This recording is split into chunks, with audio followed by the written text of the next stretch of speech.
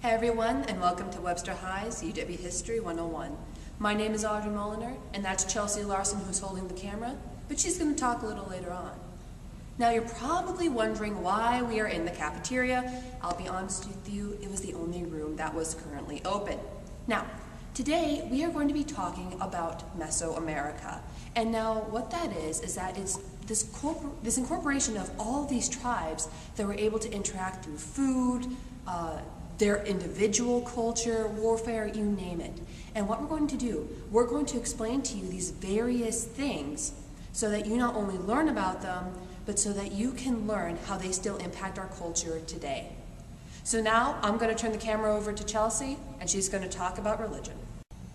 Now we're going to move on to the Incan religion. The Incas had many gods. Almost all natural phenomena were associated with gods. They did do sacrifice, but it was very rare in their culture. They also worshiped supernatural powers. They also did festivals each month. Now we're going to talk about the Aztecs. The Aztecs had many beliefs, such as the earth was flat, there was 13 heavens and 9 hells, and they strongly believed in the afterlife. The Aztecs had about 1,000 gods, so they wanted to please all of them, so they made huge, beautiful temples to worship it. Sacrifice was a main event in the Aztecs' religion. Now I'm going to talk about important gods within each tribe. The Mayans have 2 important gods, the god of sun and the god of rain. The Incans also have 2 important gods, the god of creation and the god of sun. The Aztecs' first god told them to create a city, and then this goddess was goddess of food and produce. The Toltecs had 2 main gods. This one represented many ideas, and this one represented war, tyranny, and evil. Now we're going to talk about their living conditions. First we have the Mayans. Their house was a rectangular room with rounded corners, no windows, and one central door built to face east. Then we have the Incans. The Incans' home in the city had a different distribution. They still have the rectangular shape, but they are grouped in 6 rectangular homes with a central common area. They made their buildings to withstand natural disasters and last many, many years. The Aztec homes were very complicated. Using their advanced mathematical thinking, they made a variety of Aztec buildings, including their temples and step pyramids. Stone, which was the longest lasting material available, was the primary material used to build these structures. Tools found within the Aztec ruins have shown that the Aztecs used a variety of tools such as hammers and mallets to assist in the building of their homes. The Toltecs had almost the same structures as the Mayans and the Incans combined. They had just little one-room houses because they spent most of their time outdoors. Another huge attraction to Mesoamerica are the ball courts. And now, as I'm sure some of you know, probably from the movie Road to El Dorado, the ball game was pretty intense. If you won, you sometimes got jewels, money, whatever it may be. But if you lost, not good. Now, the court itself is in the shape of a capital letter I. And these 2 walls right here would have 2 hoops, one on each side.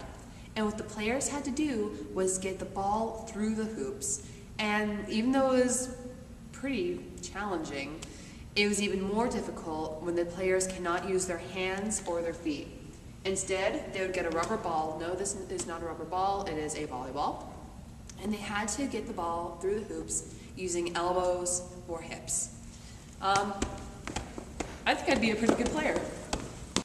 Another major attraction of Mesoamerica is the ball court. Now, I'm sure some of you have seen the movie Road to El Dorado, and what the ball court is, it is shaped in this capital letter I. And what it is that it has either 1 or 2 hoops on the main walls, and usually they're set pretty high up. And what the team had to do, they had to get a hard rubber ball, and they had to use either hips, legs, or elbows to get the ball through the hoop. And it was this major sport, not necessarily only because of pastime, but also because of religious reasons. Now, for the team that won, They usually got jewels, gold, their lives. But for the team that lost, usually that would be a team that would be sacrificed. So even though this isn't a hard rubber ball, it's just a volleyball, let's see how well I'll do. Okay? Not that well, so I'm glad that I didn't live back then to be on one of the teams. But that was one of the major attractions back then, and it is still one of the major attractions now. Either the court would be made, regardless of how the courts were made, you still have children going onto these ancient courts and playing simple ball games such as soccer. But even though they were used in the past and still kind of a mystery of today as to who the people were that played and who they were that were also sacrificed, the ball courts are some of the biggest and most well-known attractions in Mesoamerica. Got it. When it comes to warfare and general behavior in Mesoamerica, it's kind of interesting. Yes, I am holding the head of the Webster mascot. Now, general behavior, people were pretty relaxed. I mean, they had to focus on their religion, they had to focus on providing for the family, the gender roles, you name it. It was an everyday life. But there were times that they were immersed in war.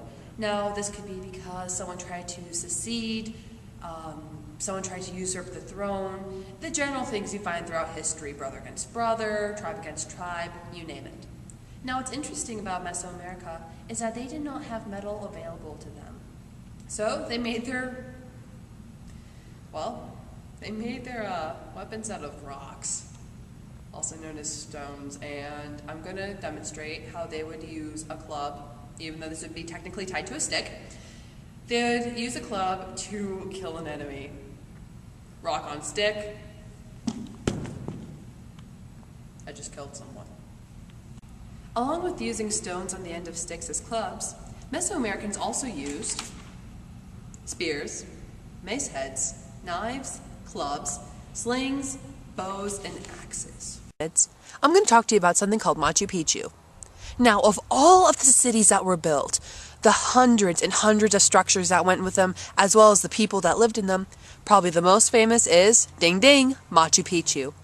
Located in Peru about 7,000 feet above sea level, Machu Picchu was discovered in 1911 by a Yale archaeologist. So what makes Machu Picchu so interesting? Well, it's how well the city as a whole is preserved.